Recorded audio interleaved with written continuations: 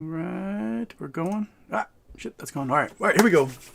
Ready, dogs? Everybody's ready. Monkey dog up on the thing, chewing her butt. Just perfect. Awesome. All right, everybody. It seems to have a problem. It's Charity Tuesday. We're raising money for the World Central Kitchen, Jose Andreas' fantastic charity that manages to feed people who have been affected by famine, war, natural disasters. Currently, they're serving millions of meals to Ukrainian refugees on the Polish side of the border. And so I'm asking, raising $1,000 today. So far at 250 even before I even started the show. You folks are rad. It's a good green week overall, even though today is a little bit burnt sienna. That's what we're wearing today. So those of you who have had some big wins in the market, feel generous, help some folks who need some help. And until then, how about one of these?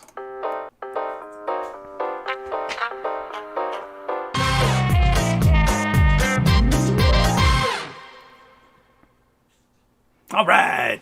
Okay, so I forgot. I put the description up last night, and I forgot to update it before I got on the show. Things we're going to talk about. One, the big one, is the halt that happened in the trading market for our beloved GME and AMC at the beginning of the day. My guess is that the market makers somehow either forgot or lost access to be able to flood the market with naked shares, because the price spiked immediately. 300 share sales for GME went through at $275, and then the next limit order was for $448,000, and they stopped. It was that moment that everyone got the notices that their calls had gone in the money. And my guess is that they stopped trading altogether. So, hey, big dog, quit messing with papers. Just hang out. Sorry. And that they stopped trading so that the market makers could get reactualized and actually start dumping their naked shares in the market to suppress the price. We did lots of battles today. We it did close a little bit down, but it touched $200 twice. Got close to it. On the AMC side, kind of mirrored everything. So I think there was quite the battle. I don't know how much ammo the shorts have. They did 2 short attacks, and it didn't really go anywhere. They dropped it, $30 on the first one and $10 on the second one, and that was about it. So I don't know if they're still saving ammo for tomorrow or Thursday or Friday or what, but I think the week still has got some green left in it. Okay. But first, let's do some thank yous, because you guys have, we're $332. We're 33.2% of our way to our $1,000 goal. Curious One donated $20. Thank you. Martin Weiss, thank you. Josh Walker, thank you. Deck P, thank you. Casey Chapman, thank you so much. Anonymous, thank you. Well, of course, here we go. Anonymous, another second Anonymous. Hawaiian Punch, thank you, Hawaiian Punch. Anonymous again. Sale Makered, thank you. Anonymous. Reddit Saber, thank you. Goodness, we are at $330 already, and we're 3 minutes into the show. So if we keep up this rate, we're going to raise like $1 gajillion for World Central Kitchen. If we raise $1,000, that's basically 1,000 meals. So you have prolonged the lives of 1,000 people, and that is awesome.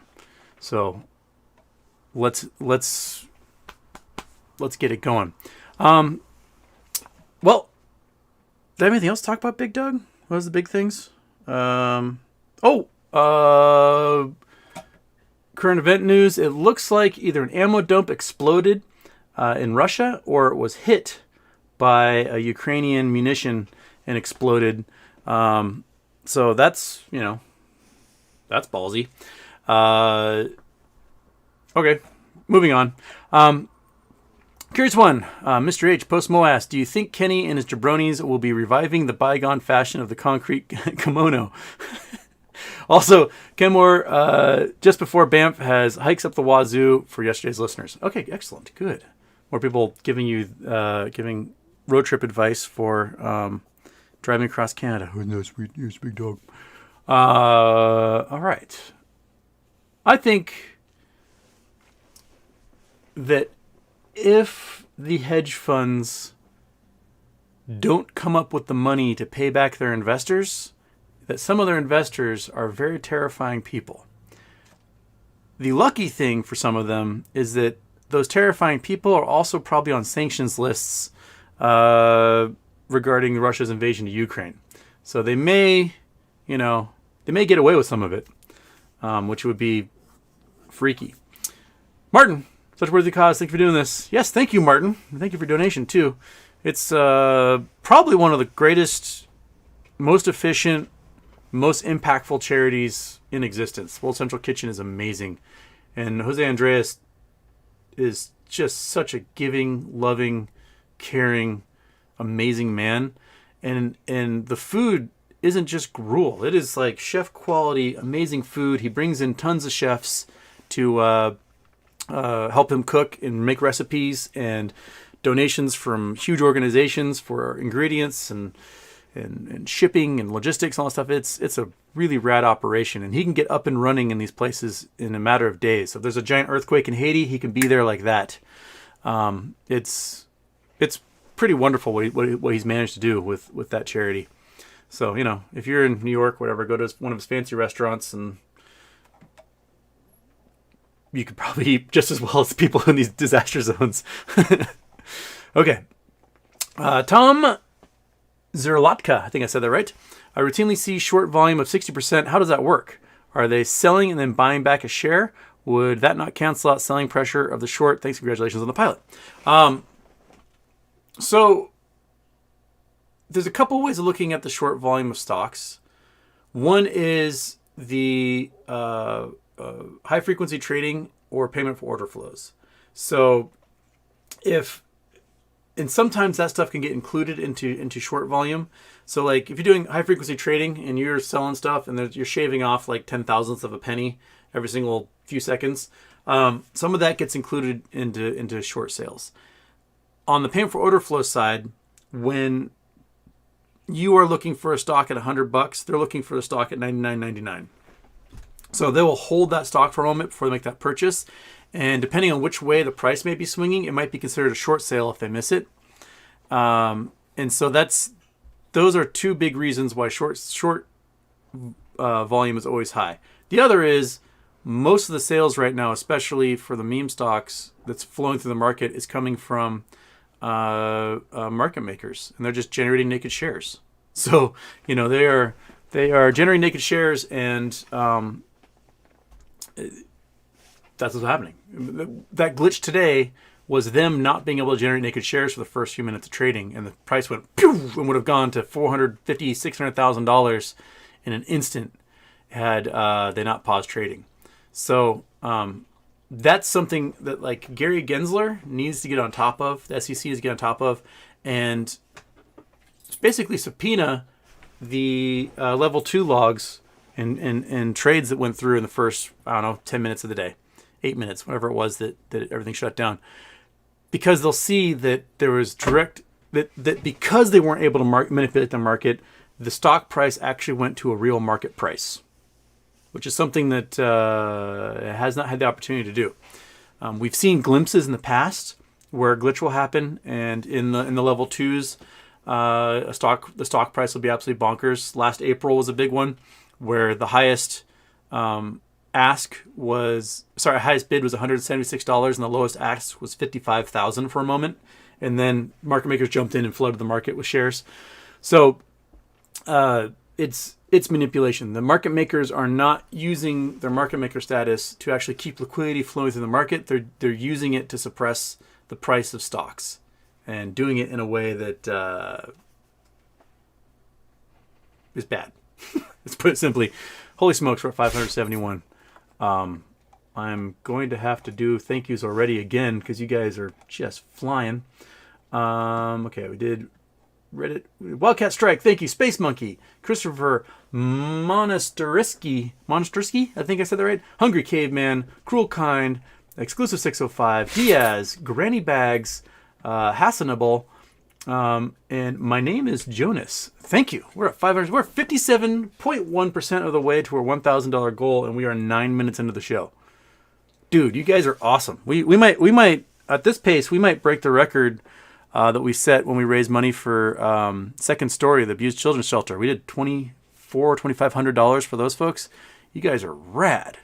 And we still haven't even till up our normal population in the show yet. We're only at 363 viewers, so we still have a ways to go until everyone gets logged in and for Charity Tuesday. This is just, ooh, it warms my heart.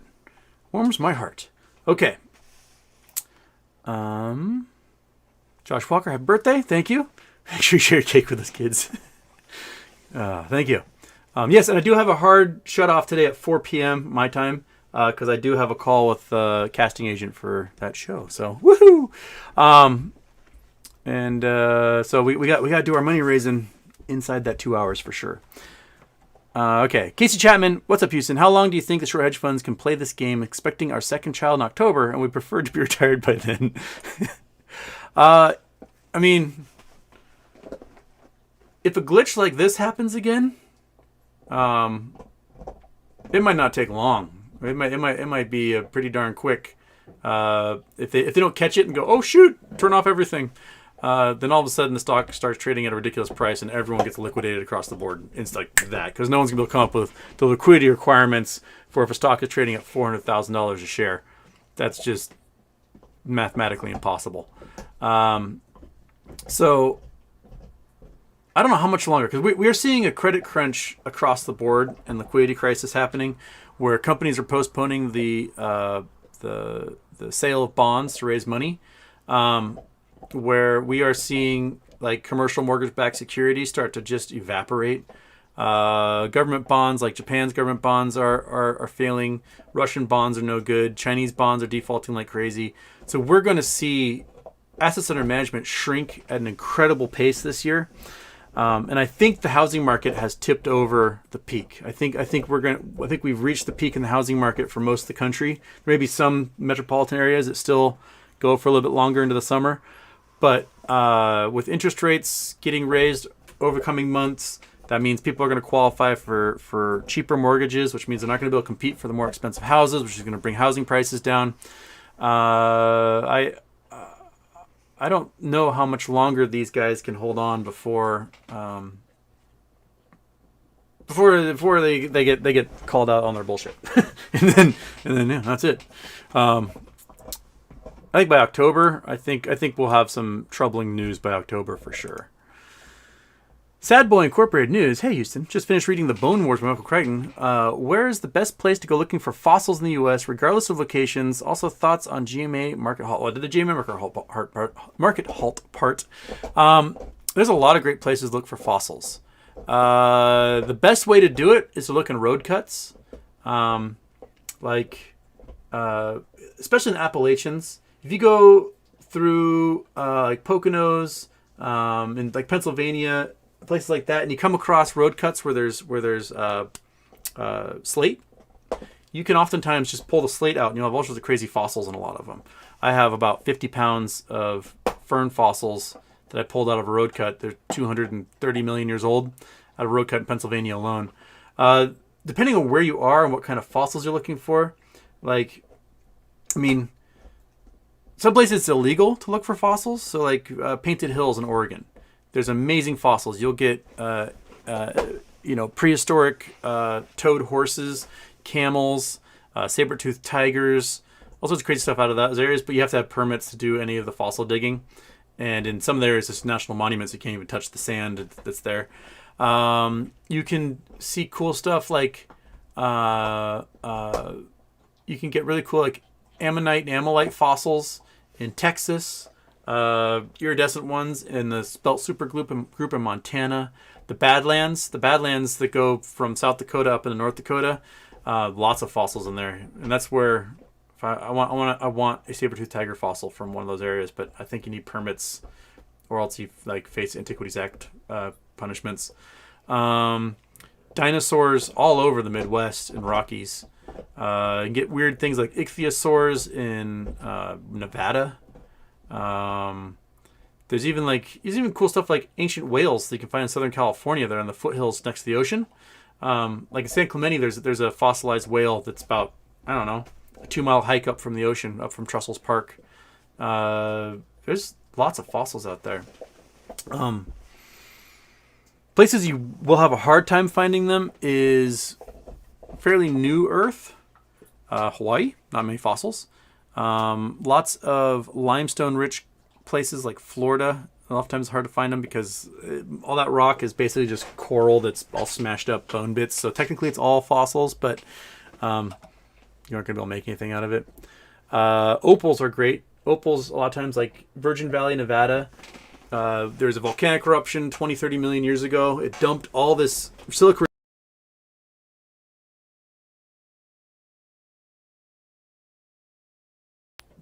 At that layer got fossilized by opal. So you have all these like crazy tree trunks they're about this long of a tree trunk that are just beautiful fossilized black opal, and little creatures that were in there that were fossilized. One of the coolest ones, about 10, 12 years ago, a guy at the Rainbow Mine, one of those mines in Virgin Valley, got a good chunk of an opalized rattlesnake with like the fangs and everything, just all black opal. And I'm pretty sure that thing sold to a collector for millions. Not only was it a big, beautiful specimen of black opal, which is worth a ton, but it was this awesome snake. So there's lots of cool places to get fossils around. Josh Walker, I know that in the lab we don't take the thermal expansion of water into account. Would we do so at ocean temperature rise? Yes. There's actually a French satellite. Watch out, big dog. Where is my French satellite book? Here we go. Topex Poseidon. So this is all in French, but the Topex Poseidon satellite. It's kind of like a explainer in French for kids that I got at one of the astronomy conferences I went to. But it talks about prehistoric oceans, ocean currents, stuff like that. And then the Topex Poseidon satellite, what it does is it looks at surface level of the ocean. So it finds what like a mean 20th century sea level height would be. And it sees where these thermal pools are in the ocean and how much it's expanded. And so a good chunk of the ocean rise we have isn't necessarily land ice melting and falling into the ocean, but it is from thermal expansion of the water itself. So that water column has warmed up a degree or so, and all of a sudden it pushes the entire ocean up, 2 centimeters. I have a really cool. It's in my bedroom. One sec. Hold on. Hold your thought.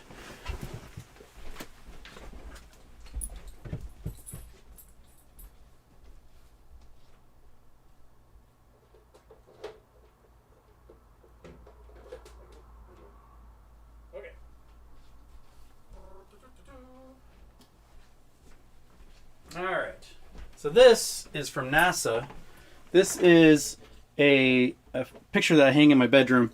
It is basically a map of the Earth showing a change in mean surface height of sea level across the planet. So you can see in these tropical areas where it can get really hot as the sun bakes things, that the ocean level can rise more, and it kind of is indicative of different currents that can happen in the oceans. So I'll have to put that back in my room eventually.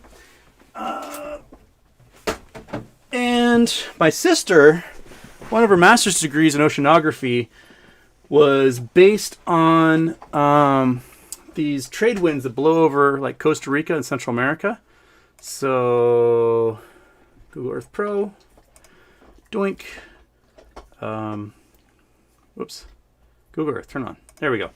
All right, so so you guys have heard about El Nino and La Nina, stuff like that. So we have this trade wind that blows out of the Caribbean across Central America, kind of blows this water away from this part of the Pacific, sort of just in that crux between Central America and South America. And as that wind blows, it blows the top water away, and then this colder water upwells, and it can make this water kind of cool on this side compared to other latitudes where you'd find ocean water. Well, what they're discovering is that during El Niños, this trade wind shuts off, and this water is allowed to warm, and it causes big warming all the way down the Humboldt Current, which is when we see El Nino happen. And when these trade winds pick up, it blows that water away, causing lots of cold water to replace this, and then we get La Nina. So my sister's master's degree was kind of on the workings of this cycle that happens, and a lot of this cycle may be dictated by action of the Gulf Stream and other currents that can happen. But it's weird to think that warming off of South America can determine the jet stream, whether California is going to be in a drought or whether it's going to get hammered with record rains.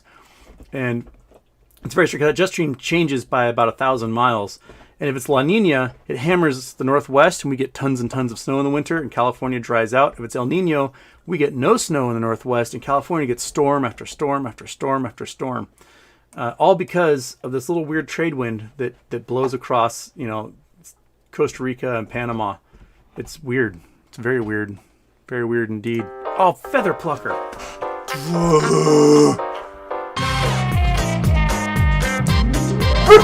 Yeah, I know, dog. I know. It's just outrageous. Friggin'. It's 2 days in a row. Got me excited to talk about my sister's master's thesis, and you bastards, you know what's going to happen to me. You ask me a freaking question, I'm going to go to Google Earth, and I'm going to double intro. All right. Center my chi. Meanwhile, I've raised $776. Woo! 21 minutes in the show. We're at 77.6% of our way to our goal. Oh, man. Okay.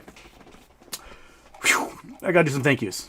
Do some thank yous. Who we leave off? My name is Jones. We left off. Bobby Norwood. Thank you. Kyle Banta. Tony Tran. Email address. Anonymous. Jacob Casper. Squamps. Thank you. Brooke Bingham. Ricardo Pestic. Thank you. And Anonymous. Jeremy Hargrove. Dude. Thank you. We're gonna fund World Central Kitchen with this show today. We're gonna give them an appreciable portion of their yearly value. Fantastic. Okay, where's that question that got me to do the double intro? Was the thermal one. Okay. Deck P. Hey HW, I met Erwin Schrodinger's vet, now set 93. He says he didn't have a cat and that he could remember, but he had a dog who he treated for ear cancer. Okay. All right. Turn off the intro mug, facing the wrong direction again. That was a joke that I read today. It was Hitman. Who do you want me to take out? Dog. His name is Pavlov. Hitman. Rings a bell. Dog. I know.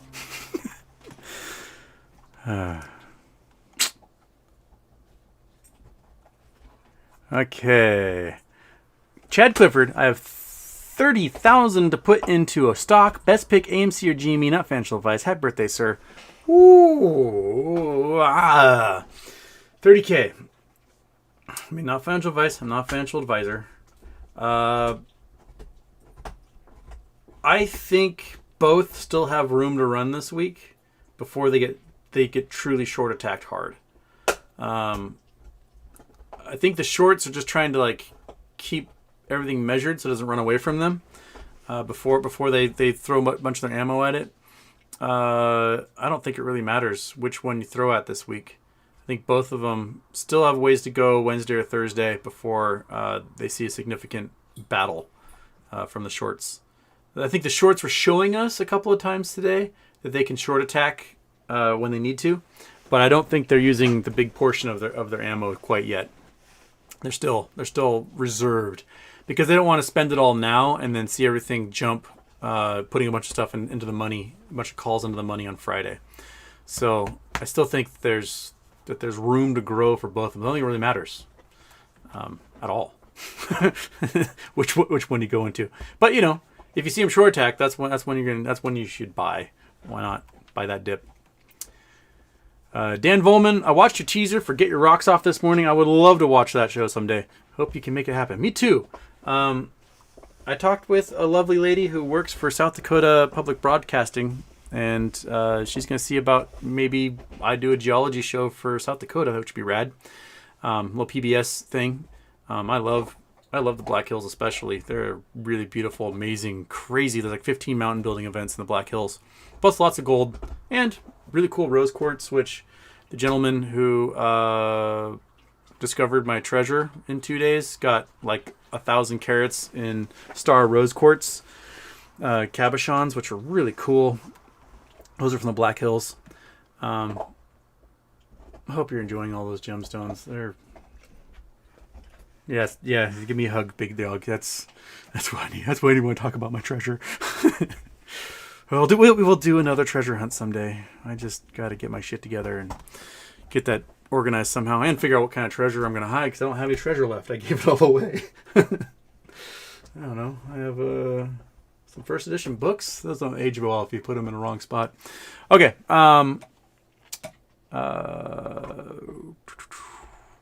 Hamfingers, Houston, do you expect to run up for GME and AMC tomorrow? I do. I think the previous spring we had some really big Wednesdays and Thursdays. So if folks didn't do their job, the T+2 job, there may be some forced buying tomorrow, and the volume suggested that they haven't. Oh my gosh, there's so much fur coming off of you. It's insane. The amount of volume today suggests that they perhaps have not finished all the buying they need to do to make up for those T+2s.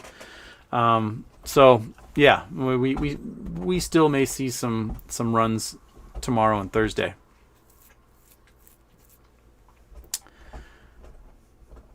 Jonathan asks, curious to see what you think the future will look like after MOASS, how bad the global economy will be, safest country to move to, fish wears a mattress.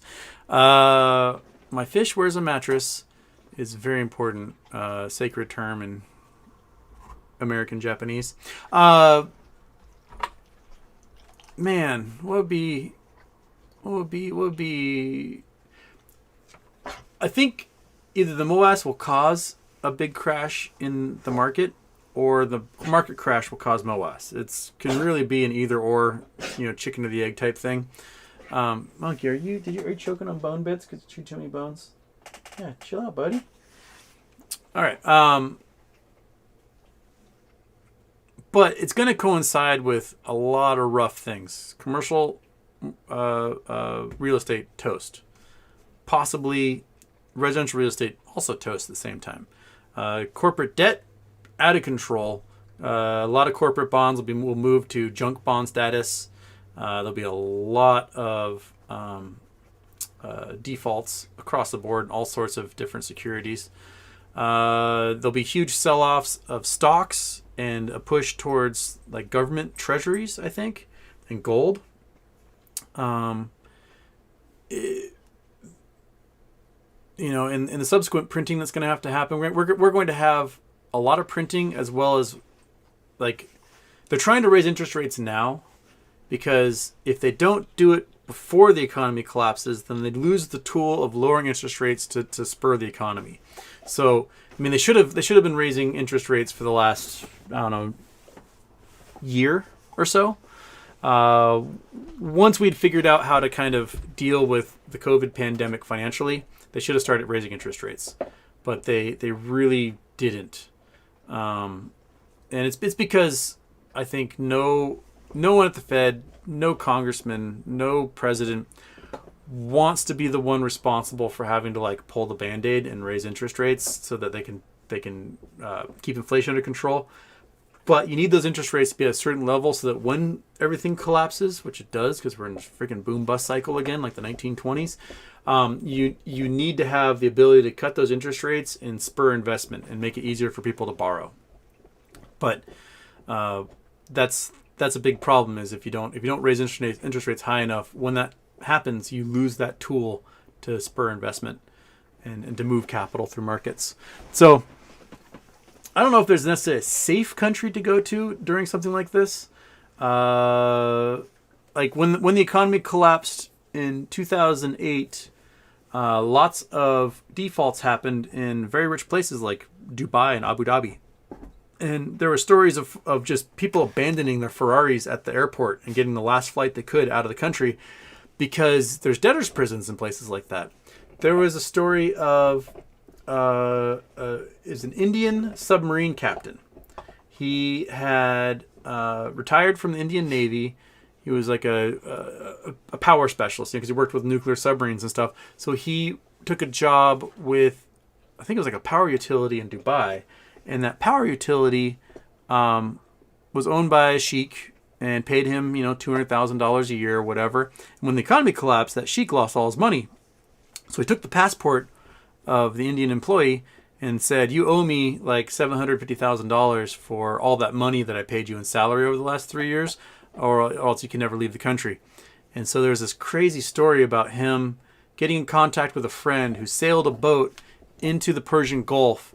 And then this guy escaped through the sewers to a dinghy and rowed his way like 20 miles offshore to get to a sailboat to escape a debtor's prison in Dubai at the time. What was that story? I gotta find that thing.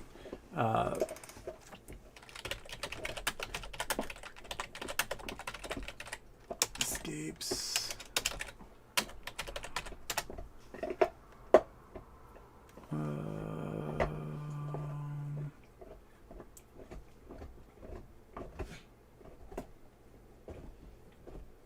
Is this it? Escape from Dubai? No. Man, I'm gonna have to find this thing. That story was like in Outside Magazine or something. It was crazy. I'll have to find it. If I spend my time doing the internet search here, it's gonna be a very boring show. But yeah, I would look at places where your wealth can be seized, what tax rates there are. Might be a lot of things to look at. I think overall, if you're in a Western democracy, you're probably fine. It's when things get desperate and you maybe move to a developing nation because it's cheaper to live there, that you may get a target on your back or something. I don't know. I think retirement in a place that has a good healthcare system is probably the best thing you can do. Think about that first, because we don't get younger, we only get older, and if you retire to a cheap developing country and they don't treat heart attacks or strokes very well, and you're 3 hours away from the nearest hospital, that's some things that some retirees don't quite think about when they like, I can get this cheap house in Costa Rica or whatever.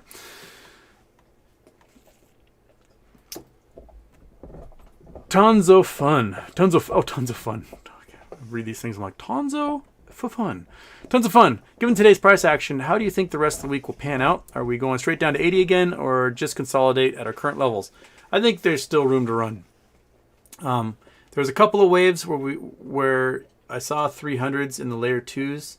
If you guys don't remember the market maker level 2 codes. Here we go. There's more codes than this, but these are the straightforward ones. I'll put these in the chat here. Bam. Oh god, turn off the Google Earth. Turn on the Chrome. There we go. All right. Go away. So there were quite a few 300s popping up on both sides of the bid ask at different times when the price got dropped. But there were still lots of 100s and 200s. And even a couple of times 700s showed up when we went to 194. A bunch of these showed up in the level 2s. So I think there's still options guys that need shares. That's why we're seeing so many 100s and 200s. And then there's others that are on the wrong side of that deal. They're like, no, take it down. So there might be a battle going on between funds at the moment that aren't necessarily coalescing around an agreement, but not too many 700s. There's only a few when we had that run to like 194 or whatever for GameStop.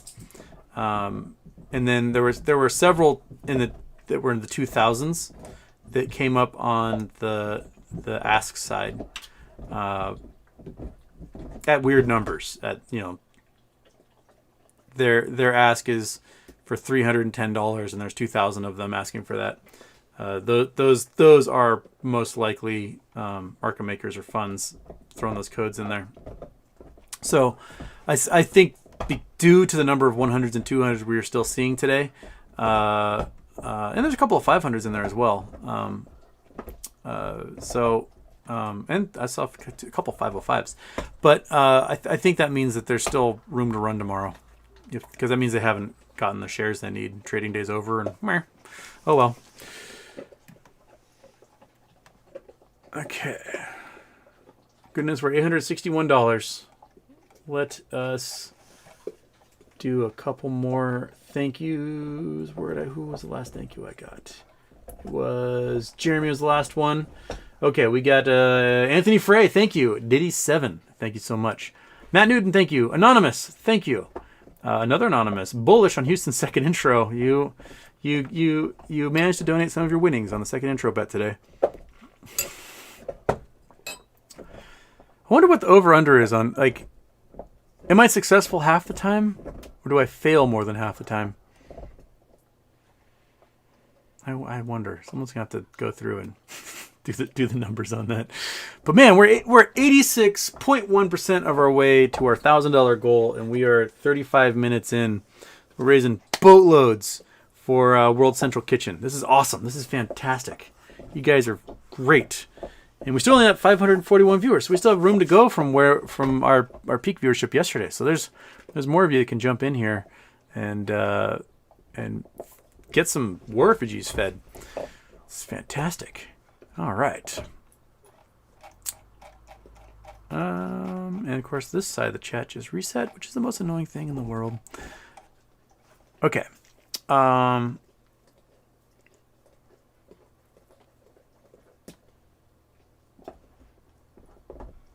Sitting Bull asks, when you donate, it says, say your name will be shown. Is that the one's pseudonym or one's real name that gets displayed? It's whatever your, what do you call it? Your screen name is on YouTube.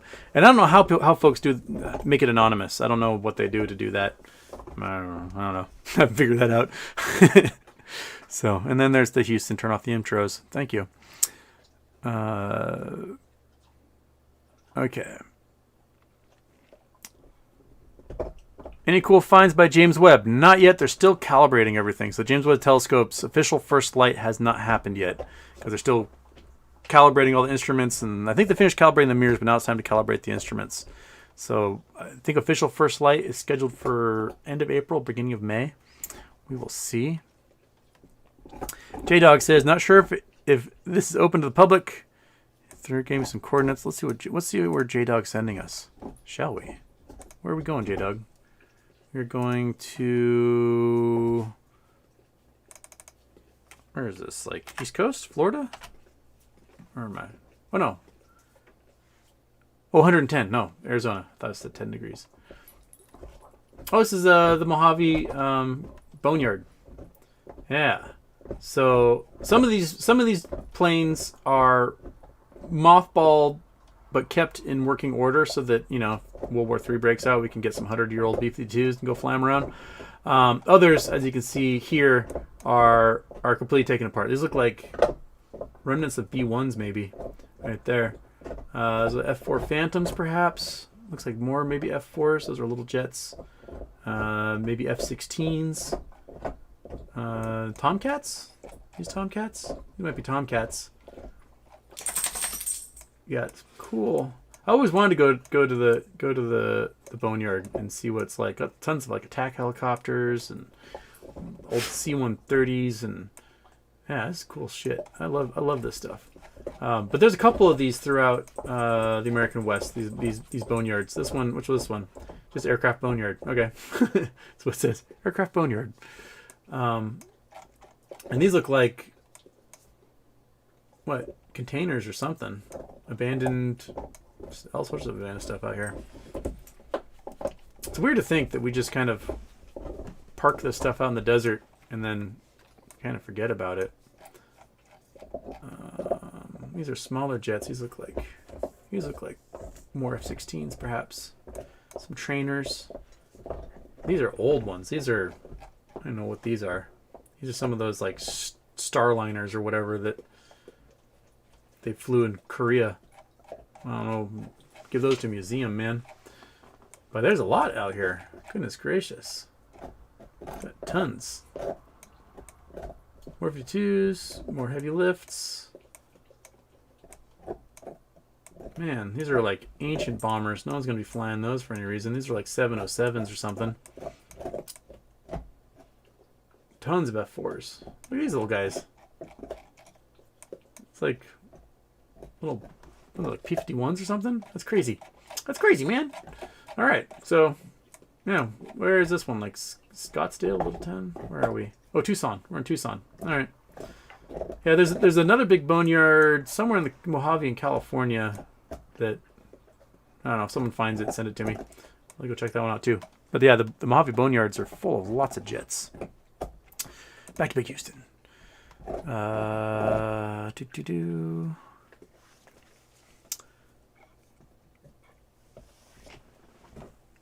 Always on. No idea how MOASS will happen if market makers don't want it to. Well, that's a good statement. Like, the SEC seriously needs to look at the role of market makers and how they manipulate stock.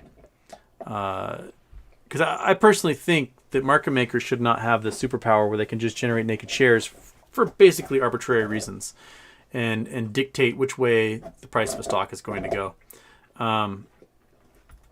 I think it's just silly that they're allowed to do this. So,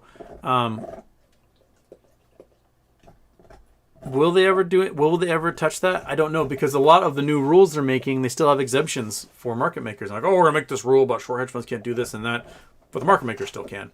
Well, the market makers are tied to hedge funds. You know, Citadel is a market maker, and then there's also Citadel, which is a giant $30 billion hedge fund. And you know that they're breaking the rules and talking to each other. That's what all these RICO investigations are about, are the fact that they're manipulating data, that they are colluding with each other, that they are striking deals that are outside the bounds of regulation, and they're screwing everyone. So if the SEC is serious, they're going to crack down on the market makers. But we have not seen that yet. We've seen no suggestion in the rules that they're going to do that yet. I don't know what they're scared of. Perhaps they're scared that like stocks will actually represent their real price rather than the fake prices that we're shown. But shutting down dark pools will be route number one to do that. And number two is just don't allow anyone ever to naked short sell for any reason whatsoever. Sorry, I'm getting some messages here while doing the show. Oh, my friend Matt got blocked in the chat. Matt, why'd you get blocked in the chat? Sorry. Oh, goodness gracious. Let's see here. I gotta go community. I have to search for Mr. Timmons. Matt, what'd you do to get blocked? Okay. I'm trying to find you here. This is the most exciting part of the show, is when one of my dear friends gets blocked for some reason, and then I gotta unblock them. Okay, that one definitely should be blocked. That's a terrible name. Okay. They don't make this alphabetical, which is really annoying. Or even like chronological. It's just totally random as to what order they put these things in. And it's very annoying. Okay. Got to read 1,000 names. Trying to look for Bartholomew here. Where are you? Where are you, buddy? Where are you? Where are you? Where are you? That one definitely should be blocked. That guy's a jerk. Okay.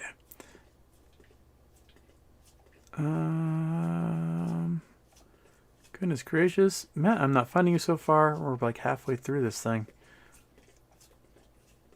Why would he be blocked?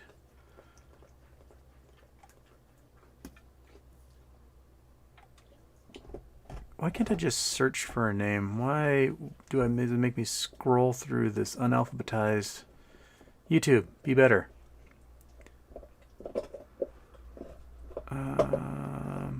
So many of these webcam chats, hot girls and boys in here. Well, why is that one blocked? You shouldn't be blocked. Okay. If you guys find you can't chat in here, send me a message and I will try to unblock you if I can. There's a couple of them here that should not be blocked. Okay. Matt, I don't see you in here at all. What the heck? If you see, Matt, is your thing Matthew Timmons? Is that what we are? One of the mods blocked you because he said that my shirts are made from child labor and petrochemicals.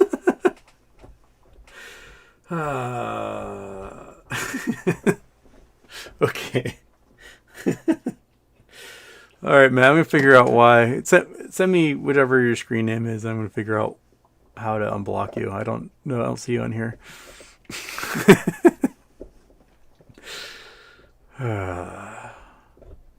Maybe I should just be chaotic and unblock everybody on here, and then just start from scratch and see what type of awfulness pops into the chat, just to be chaotic evil. So many Russians. Oh goodness, there's so many Russians. So many Russians and so many like, look at our hot boys and girls.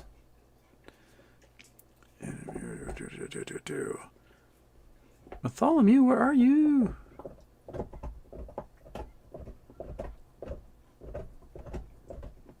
Ryan Romero, is that Naz Ribeiro? Wait, why is he? Okay, I'm gonna take that one off also. I think that was a pretty good dude. The most fun part of the show is watching Houston scroll through 1,000 names, isn't it? As he tries to figure out why his dear friend is not allowed to chat.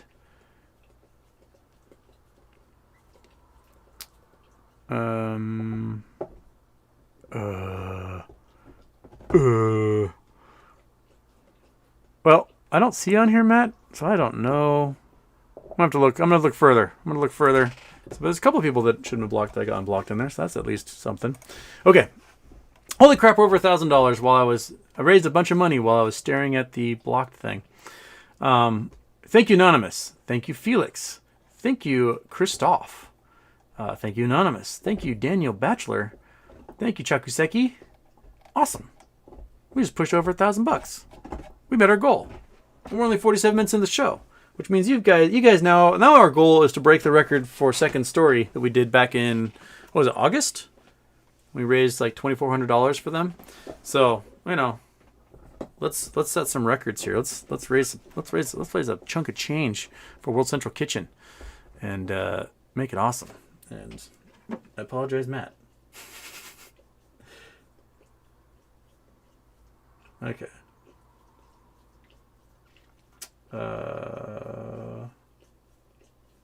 Oh, that's the screen name. Okay. All right. I think I saw that one in the thing. Let's get back to that. One sec. I gotta make everything right with Matt here. Okay. Boom, boom, boom, boom, boom, boom, boom, boom, boom, boom. I saw you in here. I know I did. I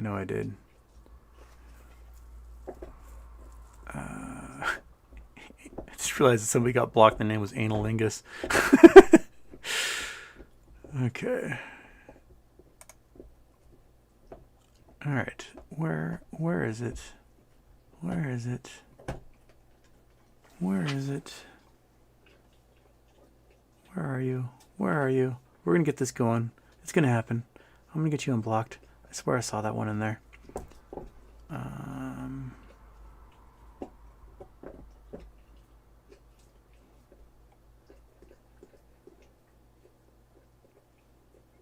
¿Por qué? Someone just called user.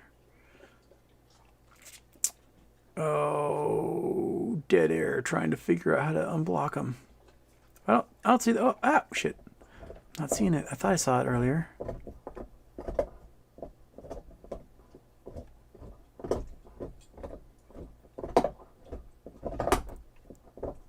Dude, I don't see it at all, Matt. Okay. I don't know. Something I might have to do after the show. Sorry, buddy. Sorry, you're trapped in purgatory until I can get to after the show and figure out why. ¿Por qué? ¿Por qué? All right. Well, anyway, we're well over $1,000. This is fantastic. I don't know how much it actually is because all it does is just shows like a 1K. But I think it will do like 1.1K once we get to like next $100 level. And I'll be able to see that. I think you guys might be able to see actually on your screen, on the YouTube screen, how much money we've raised. Yeah. Always On also says, Houston, do you think focus should go more towards market makers than Citadel, who is just the face of the shorts? Market makers in general. The thing is that over the last few years, a bunch of hedge funds actually obtained market maker status. So Melvin applied for and obtained market maker status. They're supposed to be separate from their actual hedge fund, but they still have market maker status. I don't know if Melvin even meets the capital requirements to be able to do that anymore. But, oh heck, there was a list that I found a year ago that listed all these hedge funds that applied for and received market maker status.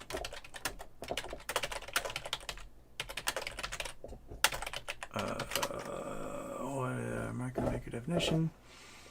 Where was it?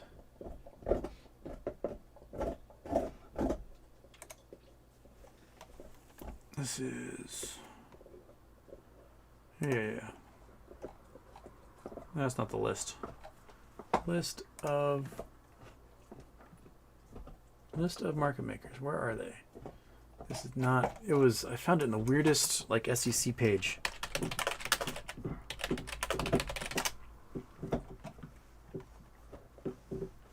Okay.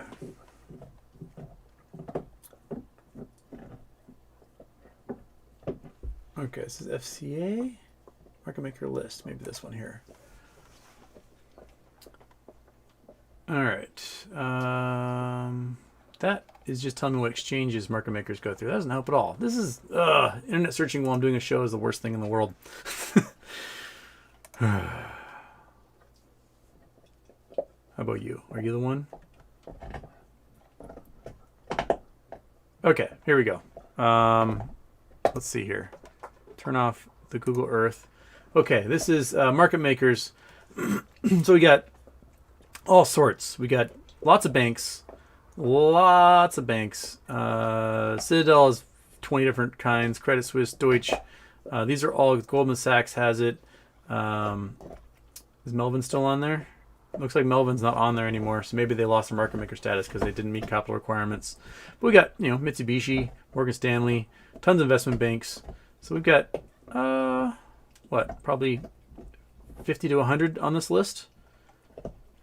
So let me copy this, throw it into the chat. You guys can see for yourselves who's on that list, and scream at everyone. Weird. All right. IJ. Knight? I don't see Knight on there. Knight's a market maker. Why aren't they on there? So maybe there's a couple of them that aren't quite listed. Or maybe this is just market makers who can go through Federal Conduct Authority. As of January. Oh, this is EU. And these are ones that can do in Europe. So that's why. All right. So that's UK. So that's just ones that they can be market makers in the UK. So that's not even the US. The Toronto Exchange, I think. Yep. Toronto Exchange. These are market makers. Toronto Exchange. I want Merca. Give me a list of market makers for Merca. Health and Securities.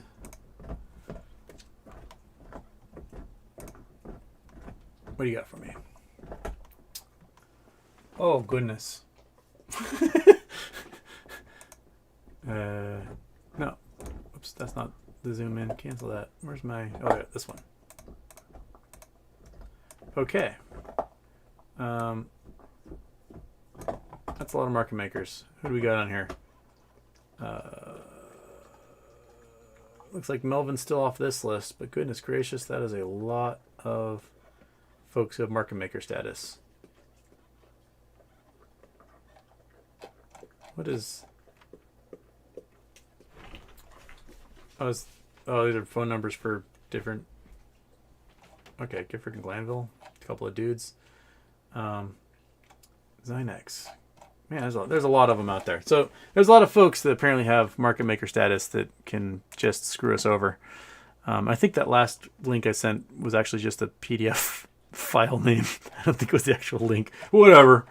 So here we go. Big dog, what are you doing over there? Nice looking at yourself. Okay. Oh, we're at 1.1K. Fantastic. We're still going. We're raising money. And Houston's boring show of doing internet searches and trying to find his friend's name in the banned pile. Okay. Okay, we talked about why the market paused. I am 40 minutes behind the chat as always. Hey, little dog. Hi, buddy. Got a bone? Got more bones to chew? Okay. Comfy Soda, apparently Evergrande defaulted again on a $2 billion bond, and it's still tradable. Yeah, they had a $2.1 billion principal payment due on the 23rd, and they sent nothing. And that bond is still trading. They completely defaulted on the bond.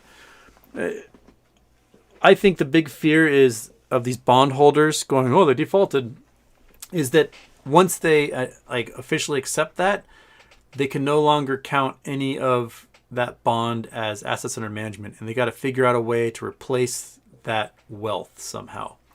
Otherwise, they're going to face capital requirement issues or liquidity requirement issues or margin. And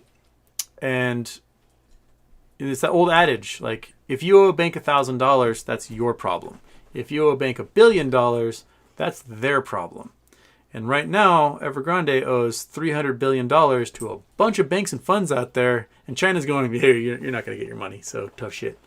And these banks and institutions, they have no idea what to do. None. Plus, they're getting double hit with the fact that there's $170 billion in Russian bonds that are defaulting. So, big dog, you're making herc sounds over there.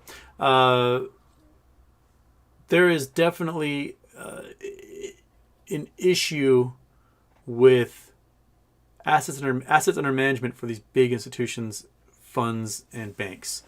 They don't know where to get the money, and they're too scared to write it off on their books at the moment because that would reflect very poorly. So they're doing sort of a Wizard of Oz, don't look behind the curtain. So pretending like everything's fine. Everything's fine. Everything's cool. Everything's fine. They're just sweeping stuff in the rug and shoving it into closets, all the garbage. And eventually someone's going to open that closet door and it's going to fall on them like a sitcom. So we're in a weird point. They tried the same thing in 2008, just pretending like the mortgages are fine. See, they're still getting a AAA rating. Everything's good. But these bonds are being dropped to like C- status, and they're still pretending like they're good. They're not. They should be Fs all around. I don't know if they even go to an F level for junk bond status, but they're not getting paid. They're done. We need to just admit it, and just the whole system's going to come crashing down. But it's going to come crashing down anyway. And there's no reason like the SPY should be rocketing like it is. The stock market is completely falsely inflated, and the value being put into it is fake. It's all like bubble puff. We are like in a styrofoam packing popcorn market at the moment. We know that we've got crazy wars happening. We're going to have grain shortages. We're going to have metals shortages. We're going to have logistics problems and supply chain issues. We've got real estate on commercial and residential side. They're going to be an issue. Foreclosures are up. Corporate bonds are becoming worthless. The federal treasuries are inverting. It's not looking good, but everyone is still like pretending everything's fine. Put on the happy face and fake it till you make it or something. But we all know that it comes to a point when the whole thing just collapses and an investment bank disappears from existence, and there you go. There you have it. The dominoes are going to fall eventually. Okay. Elevated finance. I've been telling every Discord I can that this need gamma pressure to force a short exempt to hedge and create their own demise. I've been preaching smart options management, so we will see. There's gamma does play a role in the forced buying of these option sellers. And if right now we're going to be pushing a bunch in the money, thousands of more options into the money this Friday as opposed to last Friday, because we're just that much higher. And if we can push back in that $200 range, I think in the $200 range, there's a bunch of options that go in the money, and they're desperately trying to kind of keep it out of there for now. Because if it pushes into there, that might cause a bunch of buying to cover those positions because they were sold naked a long time ago. So yeah. Connor Nee, Houston, what's your opinion on Sundial? Well, they sell pot. Beyond that, I don't know. They're part of the pot growers, but they seem to be a meme stock pot grower, so that gives them some sort of special alternate reality compared to other of the pot growers that were big a few years ago. That's it. I'm a square, so I don't really pay attention to pot in general. So, you know, I didn't even know Tilray was a pot company either. And then when their stock price rocketed last week because the Senate voted to possibly do legal marijuana exemptions for the entire nation, like, oh, they also make pot. Okay. Yeah.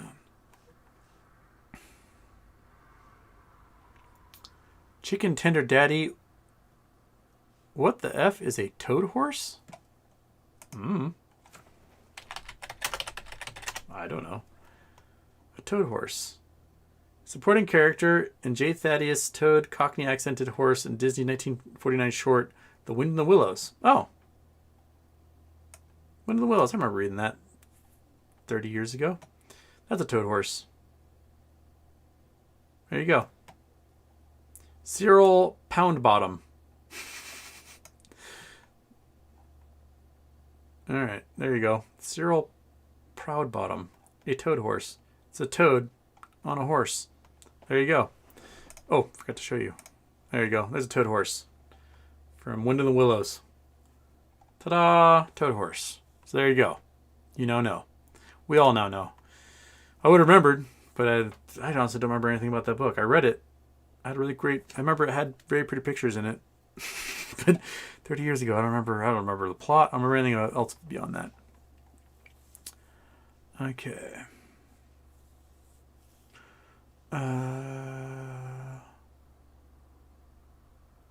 Elevated Finance, Robin Hood, you're wrong.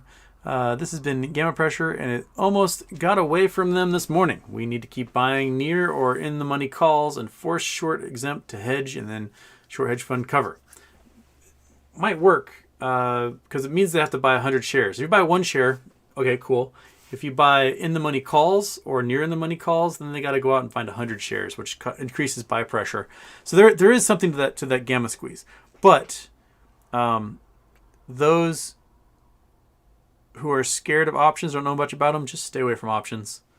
Continue your buy and hold. Not financial advice, not a financial advisor, but don't play with options unless you kind of have an idea of what you're doing. They can really mess you up real quick. But yeah, gamma is a real thing. Like the price action we're seeing this week is gamma for sure. Okay.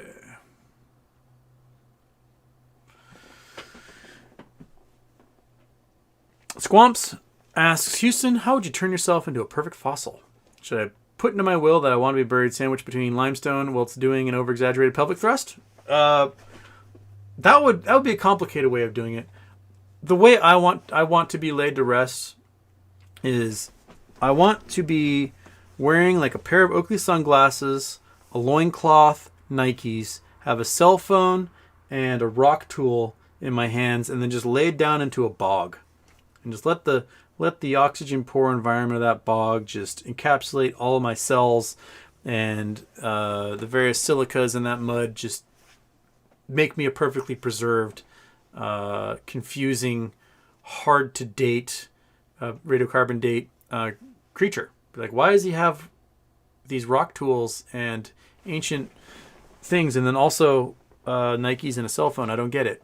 So I think that's if you want to be a perfect fossil, you go for a bog, nice still bog, preferably a bog that's near like a volcano, so you get buried in lots of detritus at some point, and then just like a nice time capsule frozen in there. That's a great way to do it. A lot of those bogs that find silt and clay will turn into slate and shale. And you might get the outlines of your creature without being the bones themselves fossilized. Estuaries are a great place for that. A lot of the creatures we find are in estuaries along like where bogs meet oceans and stuff. Rivers meet oceans. A lot of fossils can form there. So there you go. That's my plan for becoming a fossil.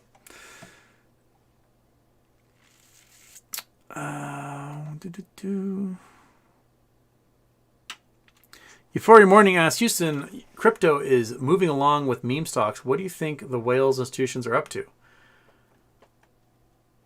That worries me, because when we've seen price action like this in the past is when crypto got sold off.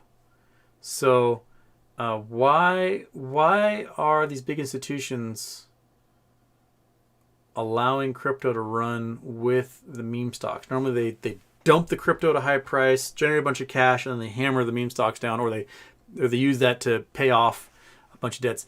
I don't know. I was expecting this Sunday for them to hammer the price down, and then they did the opposite. They jacked it up like 12% on Sunday alone. Yeah. So there you go. There you go. That's it. Luis Rojas, Houston, your thoughts about the pale blue dot? Please think. Pale blue dot. Like when you look at a bright light, you get little dots in your vision? We're talking about the dust I cannot control in this house full of animals that constantly floats by on the screen. So, I don't know what pale blue dot. Or us, planet Earth, as a pale blue dot. Like, that we're talking about? You know, the Earth is a pale blue dot floating through space alone, and overview effect and all that. Give me an idea as to which one you're talking about, and I will give you my opinions. There's everyone saying second intro incoming. Damn it! Oh, they know. You guys get me so excited to look at maps, and then there it is. All right. And I gotta scroll through people telling me to turn off the intro, and celebrate the intro. That's how far behind I am in the chat. Okay.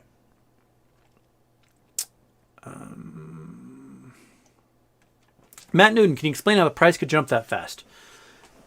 That is, you're talking about like right before the shutdown happened of the trading at the earlier part of the day. That's because the market makers, I don't think, had a handle on flooding the market with liquidity.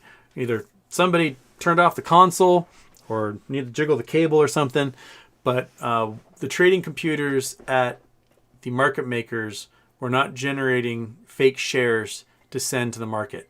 Therefore, what was in the level 2s in the limit orders chain happened to be actual limit orders for once, which, none of us list our stock to sell for just above market. None of us do, and we own all the stock. So when you look at the level 2s and you see, there's 100 asks at $180.14, none of those are from actual human beings. Those are market makers manipulating the price. And, you scroll down those level 2s and you'll see, all of a sudden it jumps to $500 a share, $1,000 a share, $100,000 a share, and not too long of scrolling. Anything between several $1,000s a share to whatever the current market price is, 95% of the time isn't a human being. I would say that those are market makers sending signals, listing things for the liquidity aspect of it to try and manipulate, control the price. So that's what I'd say. So they lost access to that for some reason. It's my hypothesis. And all of a sudden, the actual limit orders everyone was expecting. Oh, you want your blanket? You left your blanket on the floor, didn't you? Yes, you did. It's still covered in like the fuzzies from that creature you destroyed. Well, there you go. All right, happy dog. You just know that look. She's like, blanket, blanket, blanket, blanket. And you have to put the blanket on her. Okay. Let me do some thank yous because we are at Carl Sagan Blue. Okay, all right, we'll do that in a second. Okay. Yeah, get wrapped up, little buddy. Where was the last one? That was, okay, so thank you to Felix. Thank you to Anonymous. Thank you to Daphne. Thank you to Allergic to Dairy. I went to see the Dandy Warhols so many years ago, I don't know what the name of the band was that opened for them, but they're like these high school kids. They're really good.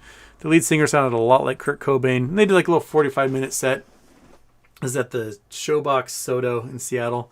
And, you know, I'm in the bar with my friend and kind of hanging out listening to the tunes. And the kid comes on and is like, oh, well, thank you so much, everybody, for coming out tonight. It's been a lot of fun. I just want this song goes out to all you poor lactose intolerant bastards out there. We really feel it for you. And for all you vegan assholes, fuck you. This song's about cheese. And then they just ripped a song that was amazing. I wish I remember what their name was, because that's hilarious. Okay, anyway, thank you, Allergic to Dairy. Thank you, Anonymous. Thank you, Anonymous. Thank you, Lisa Bonneville. Thank you, Nevets0974. Who else we got in here? Is that it? That's all we have for now, but we're at $1,100. An hour and 10 minutes into this. We've done 110% of what we wanted for our raising money for World Central Kitchen, which is feeding millions of Ukrainian war refugees on the Polish side of the border.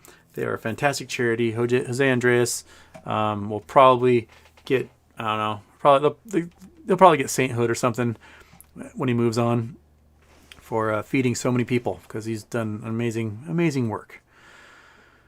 Okay. Market maker questions. More market maker questions. We did these ones. Okay. I mean, that allows me to scroll ahead here because we have so many market maker questions. So let's get back to, all right, where was that? That was like 2:30. All right. We're at 3:11 p.m. We're doing well. Space Monkey, happy birthday. Today's my actual birthday. Happy birthday, Space Monkey. And knowing already we are the same age and therefore born the same year, roughly how many days older am I than you? Nice try, Space Monkey. Nice try. You guys keep guessing. One of you's going to get it. Peter Joy, 931. Houston gets a show. Houston wins an Emmy. Will Smith slaps Houston. I don't know if I could hold up to Will Smith's slap. I'm actually surprised that the waif-like Chris Rock managed to. But that dude played Ali. He did months and months. He did have, I mean, if you look at it, arm back, follow through. He was definitely showing good form on that one for sure. Seabound 117. Some of the dismantled boneyard planes is due to the SALT negotiations with Russia in the 80s and 90s. Oh, did not know that. So must be our nuclear-capable bombers that we dismantled as part of that. Interesting. Pedro Carvalho, Houston, greetings from Switzerland. Woohoo! A question, is there gold to be found in Europe, in the Alps, for example? Yeah, tons. I'm actually surprised that I don't ever see anybody out painting gold in the streams in Switzerland when I'm there, because there's gold. There's actually lots of old mines. Switzerland does a good job of closing up their mines, unlike the United States, where we make a hole in the ground and we just abandon it and then no one ever does anything. Switzerland will actually close up the mines. So when I did the Bernina Express into Italy, we went over, what's the name of that pass? The one that's really high. It's at like 10,000 feet or whatever, 3,000 something meters. And I was like, oh, there's a mine. There's tons of mines up there. They're probably hundreds of years old. I don't think I think the Swiss managed to take so much gold from other people they don't mine for their own anymore. But there's a couple of head stacks I saw on that train ride that might have been active mining operations for tunnels that were on the ground. But I don't know how much mining actually happens in Switzerland. But there is lots of gold mining in like Romania. Big dog, seriously, hush, buddy. There was a horrible cyanide spill. So there's a cyanide leach mine that was in Romania near the Danube, and a whole bunch of cyanide spilled into the Danube. This might have been 20 years ago, maybe somewhere around the year 2000, and basically killed everything from these waters in the Danube in Romania all the way out to the ocean. It's just the cyanide went through and just killed everything along the entire way. When was that? It was in 2000. Cyanide spill Danube. Yeah. Okay. That was in 2000. The Baia Mare cyanide spill in Romania. So, this is the Wikipedia article from it. It just killed everything, like all the way out, just everything. So 100 metric tons of cyanide. Holy shit, that's even more than I thought it was. Yeah, so cyanide concentrations are 700 tons per minute levels. Yeah. 62 species of fish died in like the millions. In some of the eddies, it remained super high for a long time. 2 years after the spill, the ecosystem began to recover, but it was still far from initial state. Fishermen in Hungary claimed that their catches in 2002 were only a fifth of their original levels. Yeah, it's just wiped out everything downstream. So if you want to look at where is Biomare? Oops, wrong one. I want to go Google Earth. The Biomare, Romania. Bing, bing. Let's go there. Let's see about this giant cyanide spill. But yes, there's gold mining that happens in Europe. So this is the Biomare mine. Okay, so this must be one of the retention ponds for it. So Biomare, my guess is the mines are probably tunnels up here somewhere. And then you follow the Danube, and the Danube works its way into Hungary, and works its way all the way through and pops out in the ocean. It goes up through, it goes through Hungary, up through Bratislava, through Vienna, wherever Vienna is, and works its way out to the ocean that way. Just slaughtered everything along the way. That's a long ways. So we're looking up here. The Danube waltzes its way through and eventually makes it up to the Adriatic. So there's gold mining. I know there's gold mining that happens, at least on small scale, in Sweden, because there's some really cool gold mining equipment that like Husqvarna makes.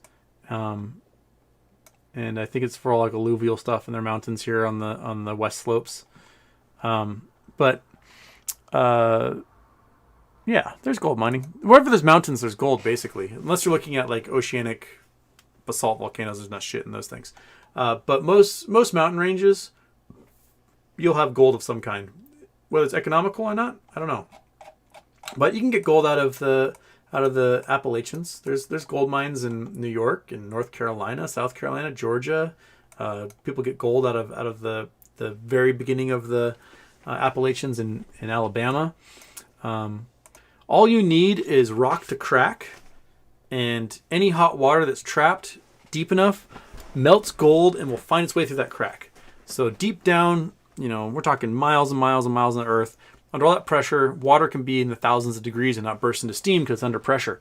So if the rock above that pressurized water cracks, and that water is going to work its way out because that's the path of least resistance. It wants to be steamed really, really bad, so it's going to go up. Heat rises. And it's going to work its way up through that crack, but then there'll become a point where it gets cooler and cooler and cooler and cooler. And if it happens to get below the melting point of gold at the 1400 degrees or wherever it is, what's the melting point of gold? I don't know. I'll look at my pocket ref later. If it happens to get below that melting point of gold, then the gold will condense and freeze against the rock. And if that rock wears down over time, then it gets exposed and the rock falls into a stream. You got yourself some gold to find. There's gold in Europe. There's lots of gold in Europe. Okay.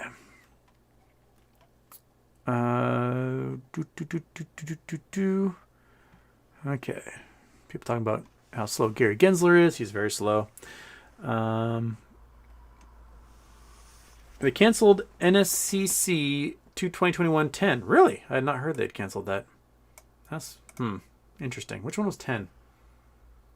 Is that the one that allowed them to basically dark pool the assets of liquidated funds? There's like, we'll give it as collateral and we'll give you a giant loan that you'll never be able to pay back. And then we'll just sell off everything you have in the dark pools. Okay. Adrian PD, 1982. Houston, can you explain furries to me and why they exist?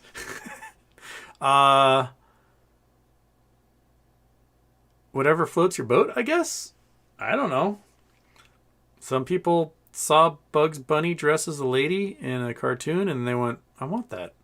Well, I don't know why they exist. Everyone needs a hobby, I guess. Whatever floats your boat. I don't care what you do as long as it's consensual. Do your thing. Let your freak flag fly. Have your conventions in Portland, whatever. Okay.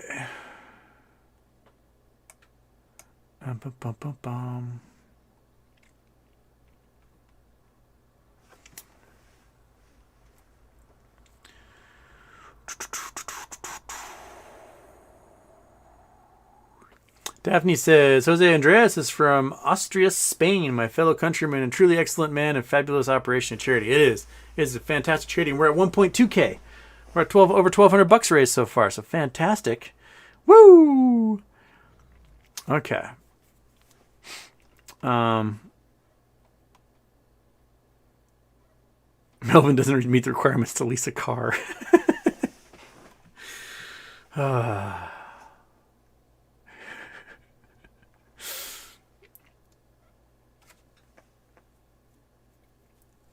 Dino C, what was the big ordeal when AMC stock had to hit $22 and couldn't for a while? And now that it did, it surpassed it. And what does that mean for AMC moving forward? I think it just means AMC is going to see some more green this week for sure. Okay, let's see here. Where is? I don't know what price is here. Not too much after hours action.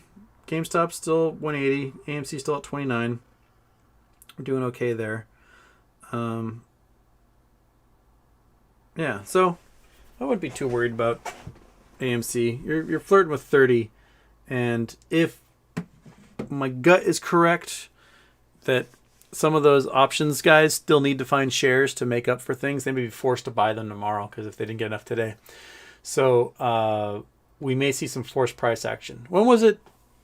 It was February, end of February last year, when we went from 40 to like $100 on a Wednesday.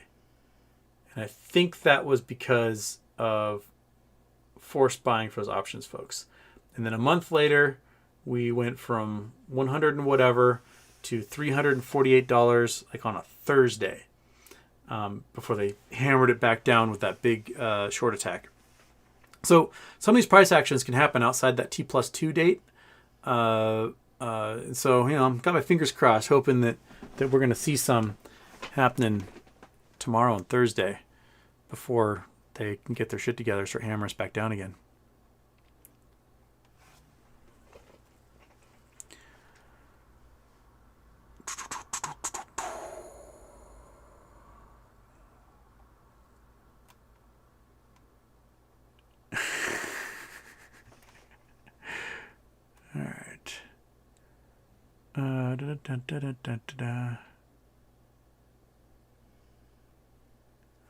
Nanotechy Houston, can you explain this new theory that information has mass?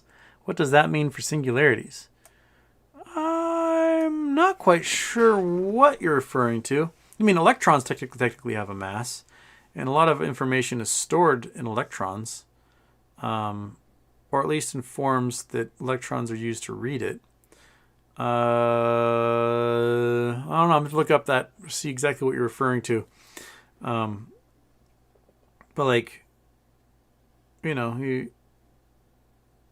information, your brain has mass and it stores information. A hard drive has mass, it stores information.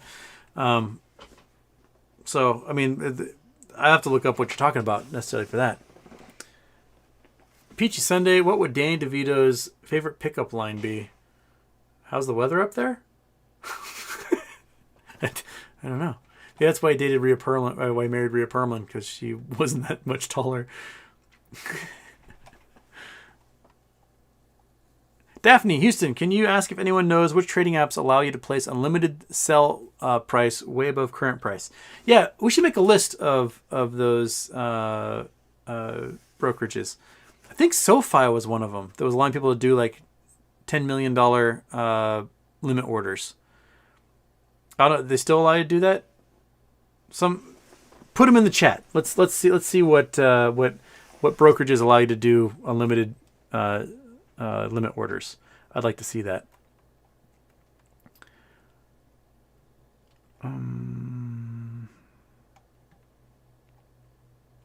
K-Mac, Houston. Sorry I'm late. Can I donate after the stream? Is it tax deductible?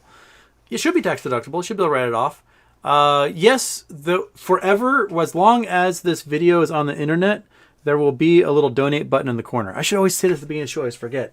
Those of you who are watching the recorded show, there's still a donate button. You can donate to help feed folks all over the world with World Central Kitchen. It's a fantastic charity. So yes, you should be able to donate after the show, or if you're watching this a week from now or a month from now, you should be able to click on that donate button and help raise some money for some good folks doing some good work. That's our goal on Charity Tuesday, man. My goal every Charity Tuesday is to raise more money than I actually earn off this channel, which we did today already. So yeah, let's do it. Let's get it. Let's help some folks.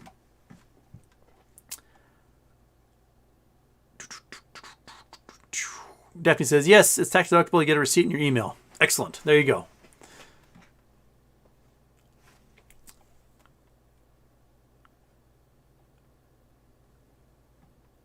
Wildcat Strike. If NATO is the Federation of Planets and Russia is the Romulans, does that mean that the assets of the Russian oligarchy is the new floor for GME? Please explain without mentioning crypto.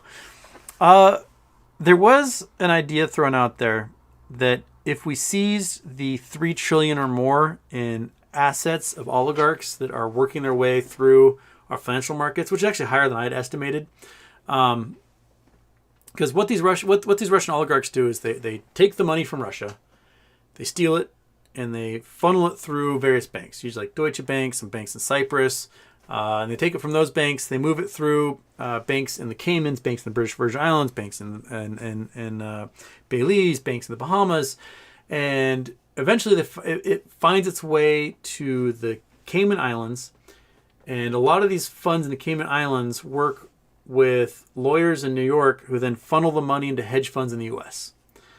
And so there is trillions of dollars of ill-gotten gains from Russian oligarchs that have worked their way through dozens or hundreds of shell companies and front individuals and all sorts of weird hidden routes.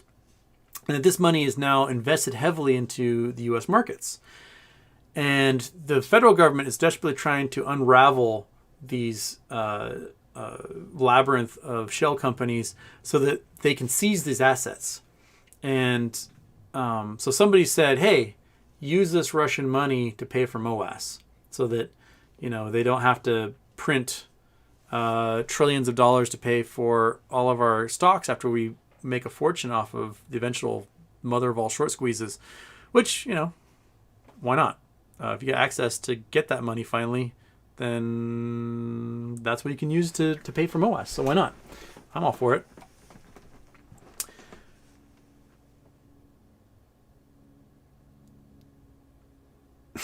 Black Udon, future archaeologists, you were born during the meme epoch.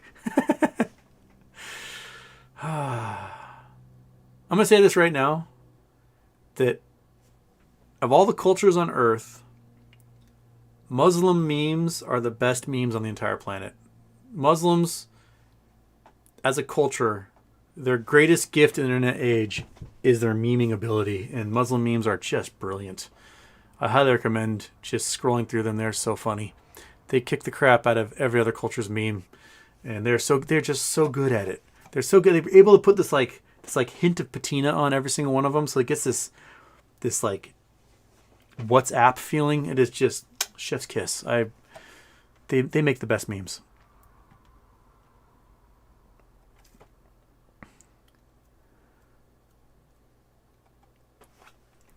Okay. Boop, boop, boop, boop, boop, boop. Tiffany, what's the deal with Danny DeVito the past 2 days?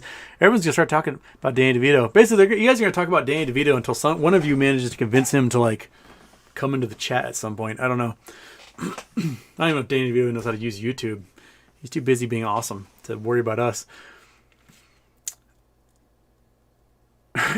Anton Verstage. I sold my crypto on Friday to go more into GME, and then crypto ran over the weekend. There you go. You and purportedly stupid can console each other for being the causes for various runs of these things. Just chilling. Robinhood is now offering pre and post market trading. I saw that. So not just limit orders through the pre and post market, which has never successfully managed to work for me, but actual at market buying for pre and post market. Interesting. They still won't offer OTC. I did get a notice that I got my crypto wallet in there, so now I have the ability to launder all sorts of money through Robinhood. I mean, Robinhood, like if you're in Robinhood and you in MOASS hits and you have cajillions of dollars in your account and you want to take that money out, they limit you to $50,000 a day to take your money out. But they gave you a crypto wallet. So now you can go out and you can buy $100 million in Bitcoin and then just send that off into the ether and never to be seen again. So I wonder how they're going to deal with that when everyone makes their money and just yanks it out of their system and they have no more assets under management. They're just gone. I wonder what kind of fail-safe Robinhood figured for that. I don't know. Okay.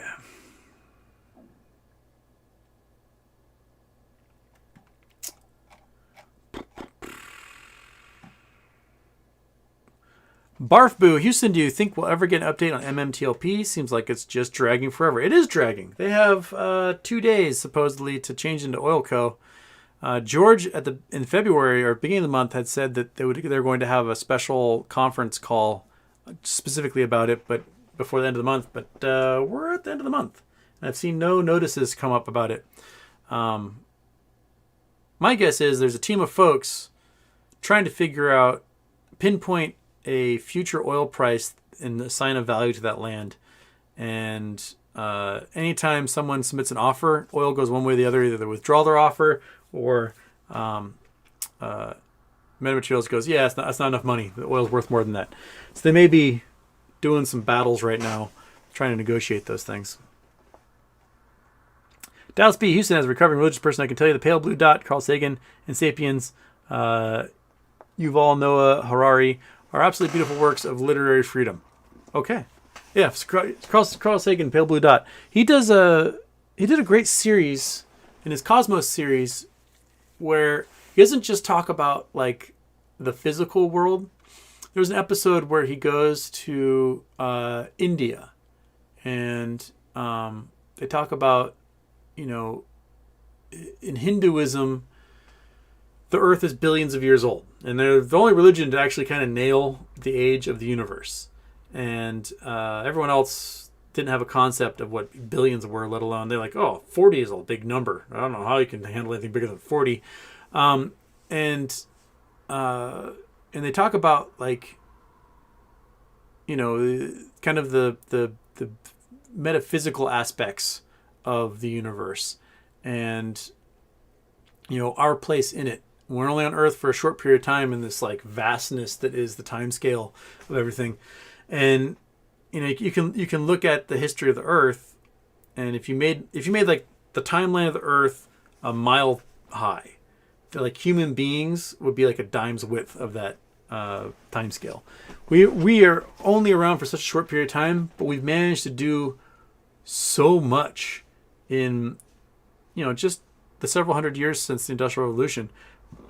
We are a geologic force unto ourselves. That's why my geologic company is called Noosphere. There was a Soviet scientist named Vladimir Vernadsky, and he was trying to define, geologic forces on the Earth. And you have the lithosphere, like the hard Earth, the volcanoes and the earthquakes and landslides, stuff like that. And you had the biosphere, which was, tree roots and ants and termites and whatnot, change the surface of the Earth. And then they thought maybe human beings are part of the biosphere, but he's figured we're something else. We are somehow separate from these natural motions of the creatures in the ecosystem.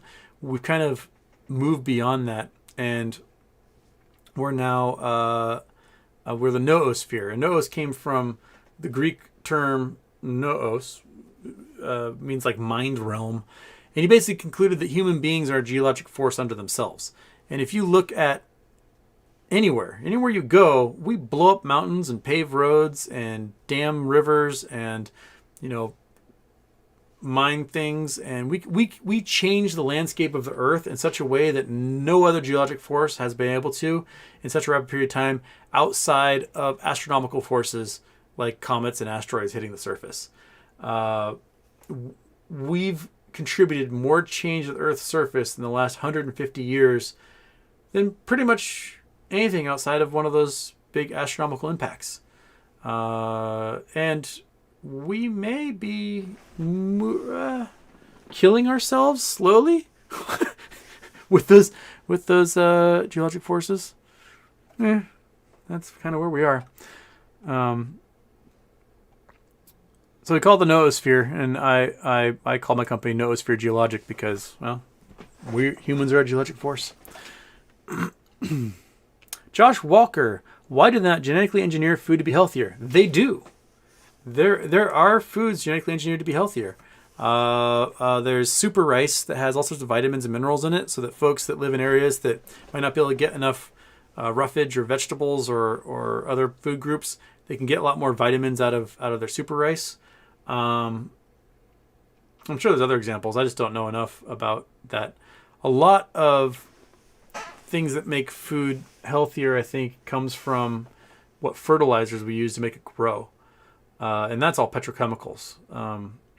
The oil we eat. What's the name of that guy? I think he did Fast Food Nation. Shoot. Oil we eat.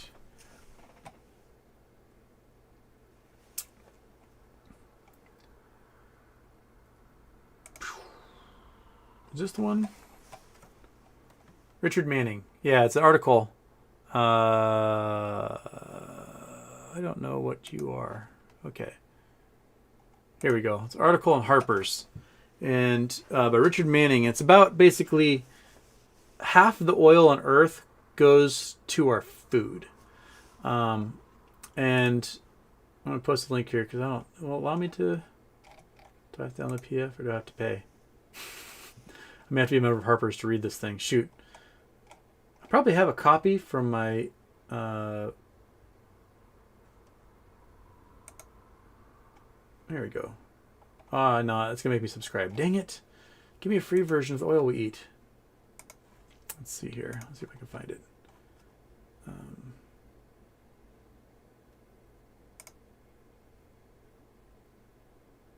There's a video on it. This might be what we're talking about. So, this guy Manning, sure you can't see because you are still Google Earth in the way. This guy Manning wrote an article talking about how half the oil that's produced goes into our food. It's either, diesel for farm equipment and transportation of that food, or it goes into fertilizers, herbicides, and pesticides. It's all that stuff is made at oil refineries. And so, if we burn all of our oil from driving around in airplanes and whatnot, then we lose some of the greatest technological innovations of the last 100 years, which is the ability to keep pests from eating our crops and to make them grow healthy. Because growing crops taxes the soil, especially if you aren't cycling your crops, which a lot of folks can't do because they got monoculture and whatnot.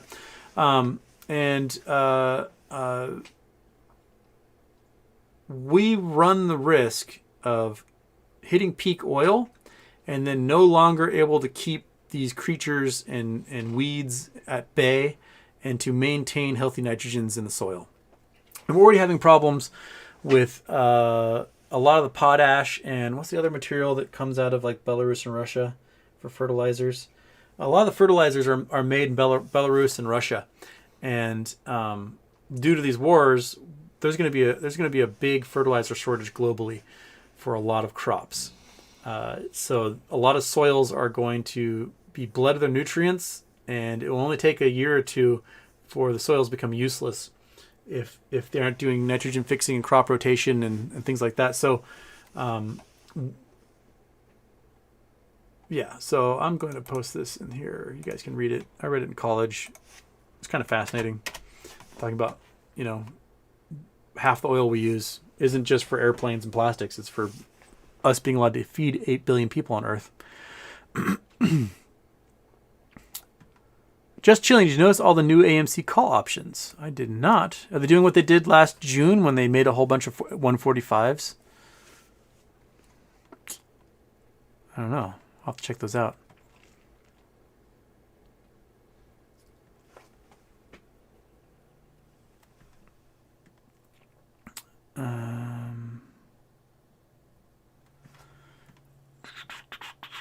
Just chilling pan for gold in Appalachian. Nice. I saw a video of a guy with a little dredge pulled out like 5K in gold on a little stream in Tennessee once. Just like a little sandbar, just in like 3 hours got thousands of dollars in gold. It's a pretty good job. Will Smith. The internet weighs 60 grams.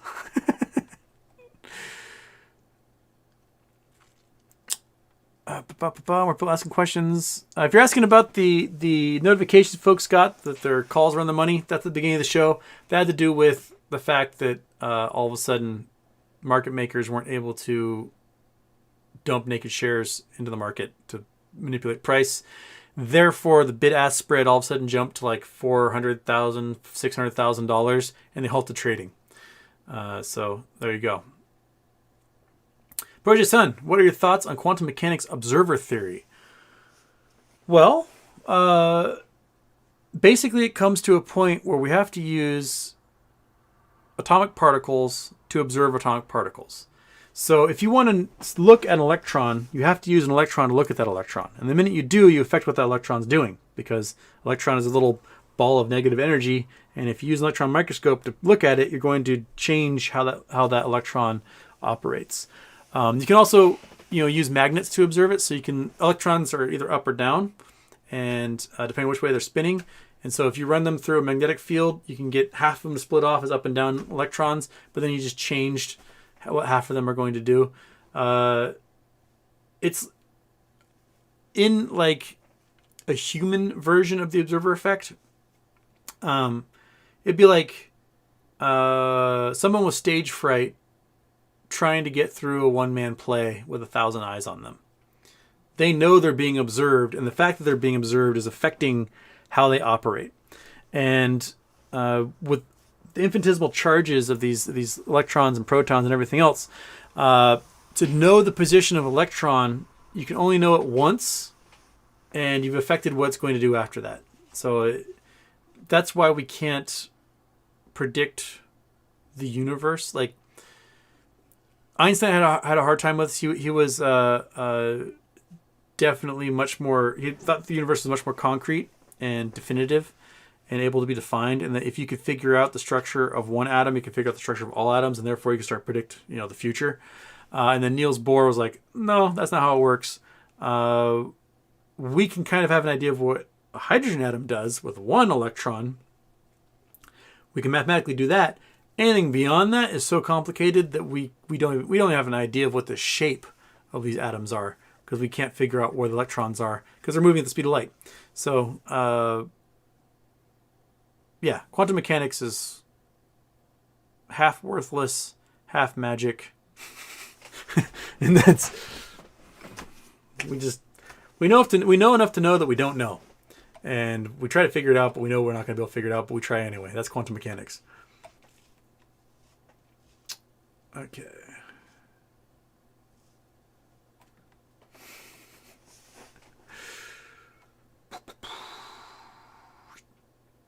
Bee's Knees, I love you're talking about SoFi. The moment student loans are bailed out, we'll go $200. Yeah, probably.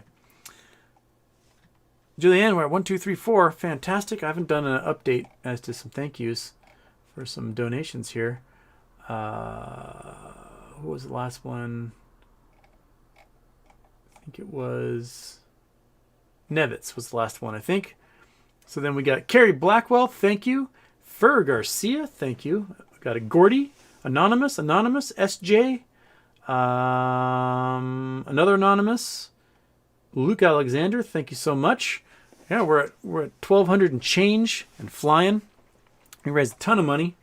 Got 15 minutes left before I've got to do a phone call. Man, raising money for good causes, I love it. Best day we can have. Okay.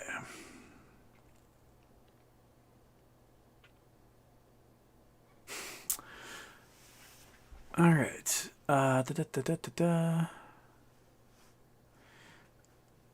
Oyson Boyd Ape Andy has pulled out a GME and AMC possible shill. I think a lot of folks just don't have patience. They want it now, and I want it now. But you know, what else am I going to do? I don't have the power of the market. I can't manipulate things. So I think a lot of folks just like, oh, I want it now, and then they didn't get it, and they went harumph and took their ball and went home. So you know, those of us who are still in it and still staring at it every afternoon, we might be antsy in the pantsy, but I think we realize that it's on a time scale outside of our control. We have to wait for larger macroeconomic effects to take place before we can realize our wonderful retirements. And hopefully it's not going to be like 30 years of this, of me coming on here explaining that at any moment now the economy is going to teeter and we're going to get our win. I think it's sooner than that, but I don't know when, man.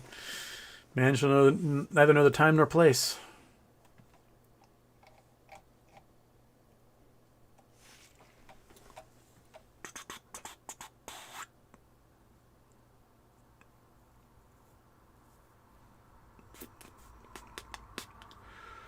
Oh, Dan DeVito's under chat. Just chilling. Only use Robinhood for the ease of it. I use them for options just because they're super easy. I wish other trading apps could develop a user interface that's as easy peasy. But if I'm doing cold hard stock trades, I'm got a cash account in other brokerages. I only use Robinhood for options because they're just that much quicker and easier. And there's no hoops to jump through and everything's just right there and it makes sense. Okay, Green-Eyed Bandit Elixir just tried to sell on SoFi. AMC capped at 1,472 per share. GME capped at 4,493. So SoFi isn't one of those. Who was it? eToro? There's someone that. I mean, this is last year when they were allowing folks to do $10 million orders. I don't know. Robinhood will just shut down their app, probably. Just go, we're closed.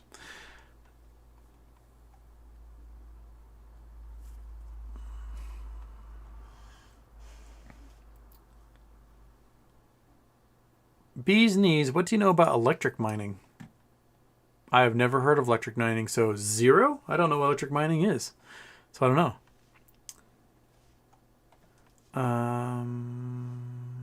Super corn, it's in everything. Oh, yep, sweet potatoes. Yeah, there's lots of genetically engineered crops. Olive oil? Sure, why not? Wildcat Strike, the modern definition of agriculture is the transformation of petroleum into food. Yeah, seems pretty straightforward right there. Huge erection. Remember Al Gore invented the internet and global warming?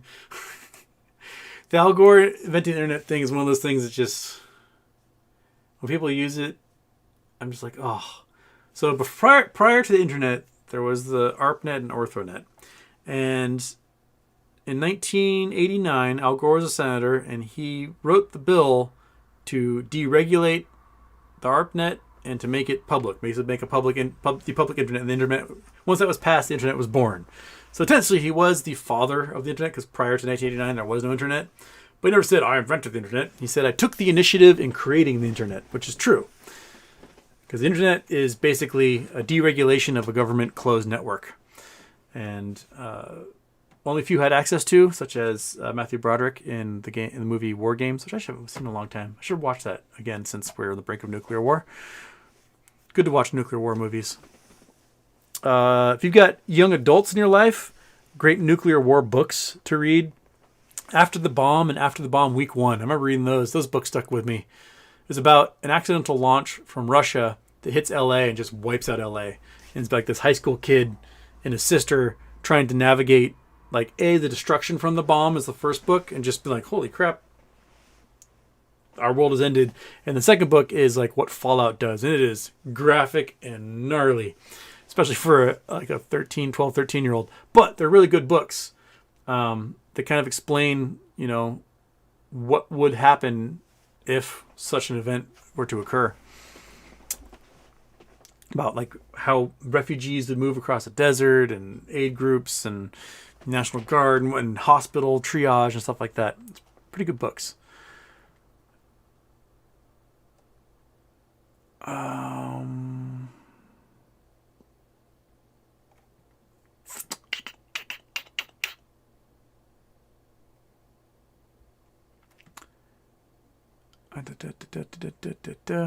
J-Dog's no Ant-Man suits for a long time. The problem with Ant-Man and like shrinking and growing cliches is that, we process oxygen. We've got certain cell sizes that allow us to do that. And if we shrink the human being, that means the cells themselves also shrink. But the density would be the same. So you'd have this tiny little dude that would still weigh like 200 pounds. Or if Ant-Man ballooned up to 50 feet the size, he would just float away because he would still weigh 200 pounds and would be like the density of a hot air balloon. And Ant-Man would just blow away until he became a dense little object again, like a little ball of tungsten or whatever. That's my problem with shrinking and expanding things. Like the Hulk. The Hulk expands. Goes, I'm huge. He weighs the same as he did before. He did not create more matter. Therefore, the Hulk would just be this like party balloon he could push over. Physics of comic books.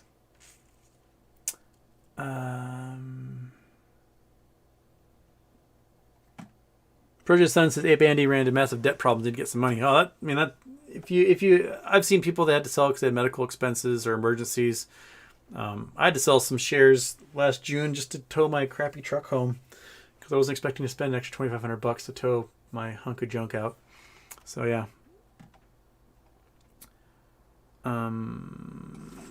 Base playa. Are we reaching the endpoint or are the posts moving? I think that the shorts are still going to try to use the same tactics they had before, which is buy a bunch of calls when it's down, sell those calls when it's up, buy a bunch of puts, drive the price down, make a bunch of money off puts, and just rinse, repeat. They will eventually run out of that ability if we run into a serious credit or liquidity crunch, because they won't be able to make all those options exist because they won't have the cash to back them up. So that's when we're waiting. We're waiting for that credit crunch to hit everybody, and when that does, we can get ourselves our wins. Okay, I actually made it to the end of the chat here. I think I managed to get everybody. Holy smokes, because there's a bunch of repeats in there. Ape Andy had to move due to no income from COVID. Oof. All right, that's brutal. Say my name. Say it. Have you ever seen the chimney fairies in Turkey? Are you talking about the folks that live in the rocks? Is that what I'm thinking of?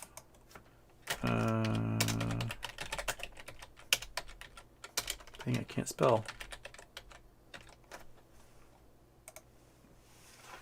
Yeah, these guys. Yeah, so there's all these dwellings in the rocks here. They're pretty rad.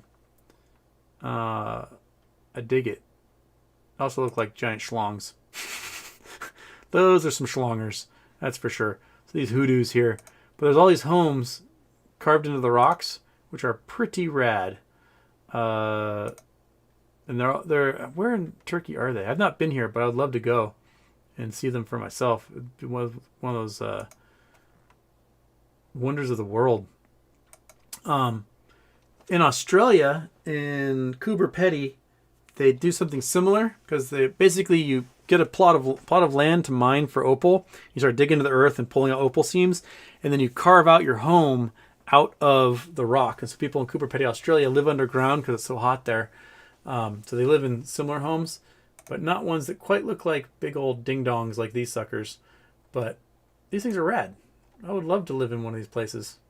At least visit or Airbnb it or something. That'd be so cool. I dig it.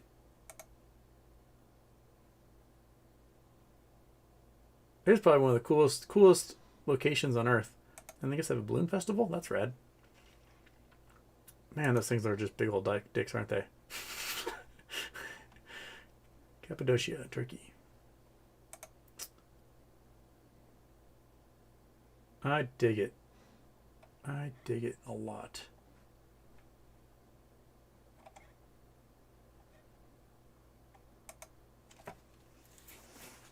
No, cool place. Cool place. Yes, I've seen them, but I've never been to them. I've not been to Turkey yet. I was supposed to go years ago for a wedding and did not make it. Phallic homes for sure. Bee's Knees, what do you think of Trey's new masterclass? Seems he's starting a movement. I haven't heard of a masterclass, so I don't know. I don't know what that is. I've not paid attention at all. So I don't know. I'll figure out what his masterclass is. We're approaching the end here. We just raised another pile of money. Sweet. What was the last one? I got Luke Alexander there. And then Anonymous, Sailmaker, thank you, and another Anonymous. Awesome. We are at 1.3K. We are 30% above our goal for the day to raise money for World Central Kitchen and Jose Andreas' fantastic charity. This is rad. Like, way to go, everybody. This is so cool. I love it. I love it so much. We're approaching the end here, so I got a couple minutes left, and then I got to get on a call about a possible TV show that I'm going to be guesting on regularly for a cable network. It's like a children's quiz show. I'm going to be a know-it-all who tells people how things work, which is what I do here. So I'll just get paid more, I think, and probably with less swearing because I've got to watch my mouth with those kids. Okay, Sean Pa, have you seen scientist Gianna Michael? She created hybrid melons. Hybrid melons. No. But I know I saw something years ago where they took watermelon growth genes and they put them into strawberries and made these like giant strawberries with them. So I've seen that. Yeah. Yo, Houston, you're the best. Where and what the F is Gerbier Gruel doing? Gerbier Gruel?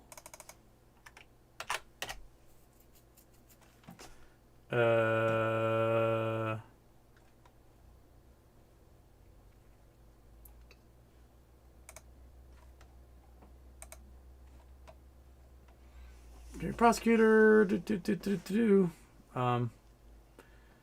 229th, 21 Grover wants to be resigning as New Jersey Attorney General to take appointment director of U.S. Securities Exchange Commission, Division of Enforcement. I don't know what he's doing, but he's not enforcing anything. The SEC doesn't, like, their enforcement is like slap on the wrist fines.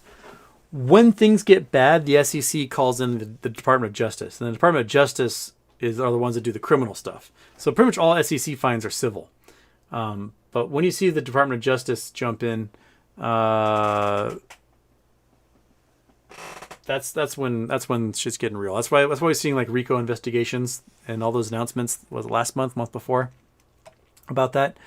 Yeah. Josh Walker, quickly explain how blockchain works. All right, I got 30 seconds to explain how blockchain works.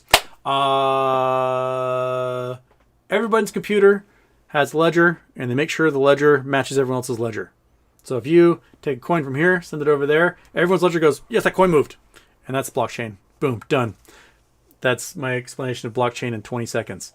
All right, monkey butt. That's it. Big dog, wherever you are. Big dog. He's probably taking a massive dump on the carpet downstairs. I don't know. Whatever he does. I'll see you guys on Friday. Today's Wednesday, right? No, today's Tuesday. So I'll see you tomorrow. Oh, Tuesday shows wig me out. I'll see you tomorrow. I'm not sure what time. Probably another afternoon show, be my guess. I do have to make my way and get my eyes prescription done. A wonderful man who works at Oakley is sending me a pair of glasses so I can get some new glasses because these things are all broken and about to fall apart. And I haven't had my prescription done in 12 years, so it's about time. Thank you, everybody. Thank you so much for all the money you raised. Those of you who are watching at home, remember you can click on the donate button later and donate. And yeah, there you go. That's it. It's 4 o'clock. I gotta go. I'll see you tomorrow for a regular show. And later, skaters.